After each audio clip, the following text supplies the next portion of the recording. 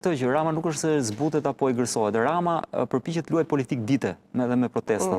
Në fillim shpik armiq dhe kur shikon që ky armik nuk funksionon më ai gjen një armik tjetër. Gjen një armik tjetër, shikon që nuk ngjit më retorik, pra ai prodhon retorik e cila është gjithmonë momentale, nuk ngjit dot për gjatë. Dhe për këtë arsye e kalon nga njëra fabull tek tjetra dhe do të detyrohet që her pas here të ndroj shfaqje ose të ndroj maskën e fytyrës, pra njëherë bëhet i ashpër, njëherë kështu, njëherë dhe në momentin që gjen një gjë tak sulmon.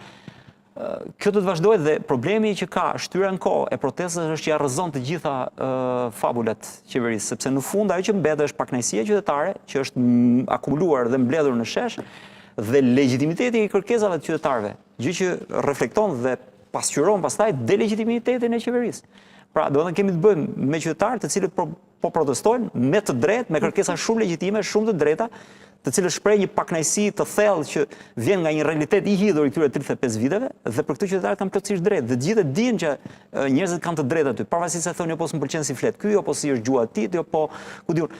Mund gjesh sa duash për të ngecur, por artikulimi apo niveli akademik nuk garanton se janë ftuar panelet e darkës ata, ka dalë protestë, po. Muri me cilin përballet Rama çdo ditë është muri i pakënaqësisë së thellë qytetare, e cila është zbrazur në shesh. Dhe këtë ai nuk ka si ta mbulojë, pavarësisht retorikës. Nuk e mbulon, por këta njerëz që kërkojnë dorëheqjen e Ramës, qeveri teknike etj. Tani të duken të realizueshme ty këto kërkesa apo janë thjesht është ngritur steka, është kërkuar potencialisht pika më e lartë e mundshme dhe kaq, për ta bërë debatin, pra për mos pasur debat, se ti nëse i kërkon Ramës jep dorëheqjen, ti s'mund të ulesh më në tryezë me Ramën.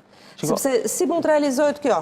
Janë të realizueshme këto kërkesa vetëm me këtë protestë? E qartë, është e drejtë thuash që janë të realizueshme kërkesat, por gjë parë që duhet diskutohet është para se themi janë apo si janë të realizueshme, pyetja është a janë të drejta këto kërkesa. Dhe unë them që janë plotësisht të drejta. Dakor, të marrim të mirëqen këtë që thoni ju. A janë të realizueshme? Nuk janë të realizueshme se Rama nuk ikën. Por është e kuptueshme që Rama nuk do ikë me dëshirë. Rama do ikë me presion. Atëherë ajo çfarë bën protesta është presioni ai ka politikisht 84 vota. Ka 84 vota, por në politik nuk mjaftojnë vota sepse votat lëvizin. Vota nuk është një gjë.